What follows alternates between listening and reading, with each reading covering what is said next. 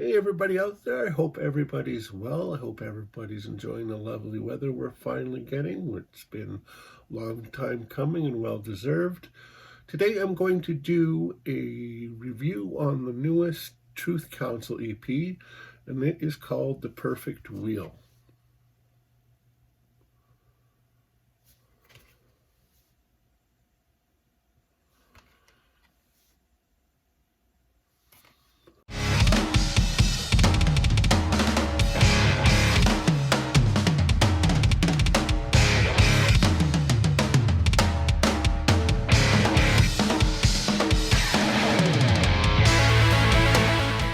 All right, the Truth Council hails from Illinois, and I'm going to put a picture up approximately there. And from left to right, we have John Masaglia.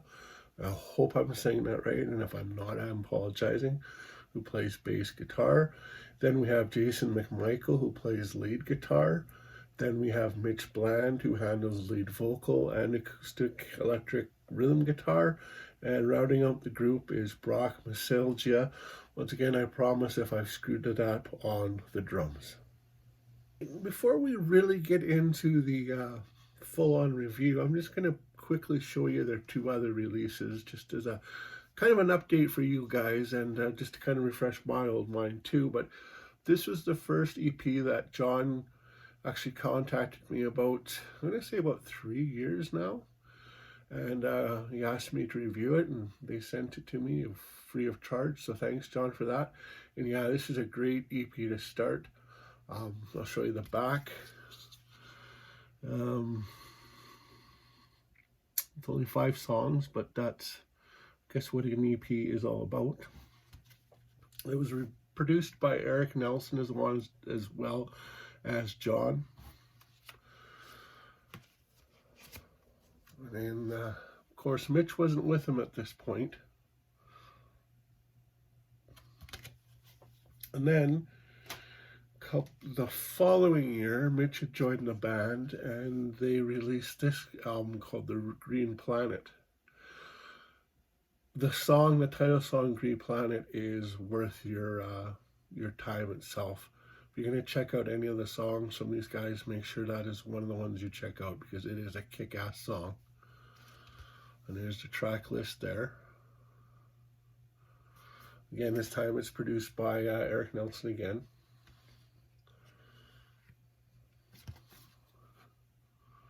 And that's what that looks like inside.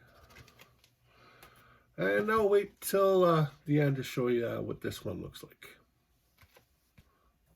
All right, the new EP starts off with the letter 2, which is a continuation from the letter, which is the last song on Green Planet.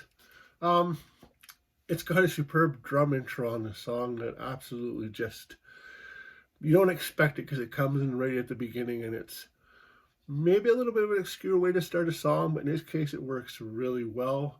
It's a top-notch, great, solid rocker. I can't say much more about it.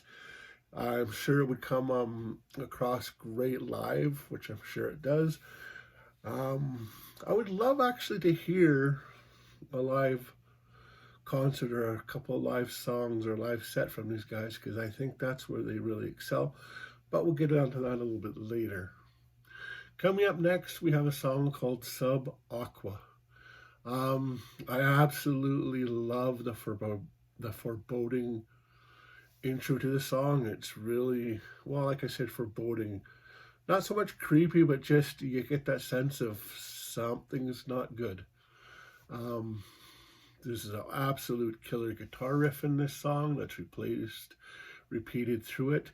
There's 2 great guitar solos, probably the best guitar solos that Jason McMichael does on this album or on this song.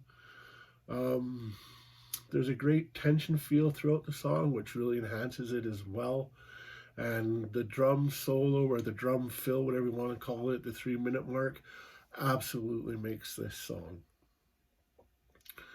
And following Sub Aqua, we have a song called Echoes of Angels.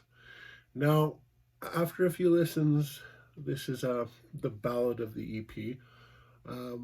It really gives me a Styx kind of a feeling. There's a couple of lines he sings in there that I would almost think it was Dennis DeYoung singing it, but obviously it's not. But I really got a Styx 5, and I don't know if anybody else has or if it was just me.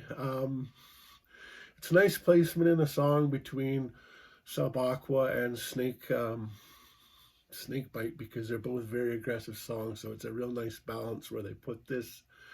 It's a very relatable song. I mean, it's about love lost, obviously, and I think everybody in today can relate to that. So it's a great song. Like I said, it's placed perfectly in the running sequence, and it's, yeah, kudos, guys, good song. And following Echoes of Angels, we have a song called Snakebite. This is tied for my favorite overall on the album with Sub Aqua. It's got a real funky bass riff from John that goes throughout the song, which, as a former bass player, I used to play it quite a bit. I actually really enjoyed that riff, and it almost kind of makes me wish I was still playing, and maybe I should go back to picking it up someday. But once again, John, I'm going to give you a thumb up on that riff for sure. It's also all got some great drumming from Brock, who actually kind of, I'd have to say he really is the one that shines on this album. Just some of the fills and some of the little nuances he does are quite brilliant, actually, and an enjoyable listen. And finishing the album, we have a song called Share My Madness. If I had to pick a weakest song on it, this would be it.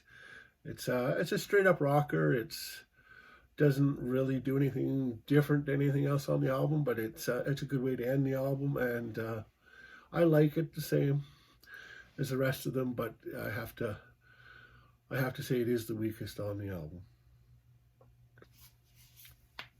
All right. So we will look at this really quick.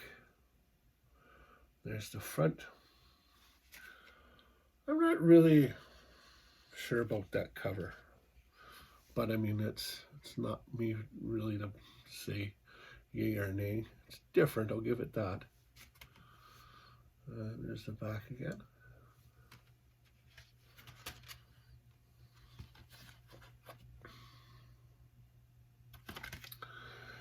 I want you guys to check their Facebook page out and YouTube channel as well. I think they're even on Spotify. Listen to these guys because they need support. They don't have a major label. I mean, even if that really matters these days, I think word of mouth is actually more helpful than anything. And if I had one wish, the next release be a full-length album, but I understand why these are probably easier to, get out, faster to do. I get that. But like I said earlier, I would really love to hear some live recordings in the future, maybe even a couple live tracks on your YouTube channel, for example. But anyways, thanks John, Jason, Mitch, and Brock. Thanks for putting out another solid effort. And I can't wait for the future, as usual, to hear what you guys come out with. All right, take care of each other, and we'll see each other soon. Goodbye.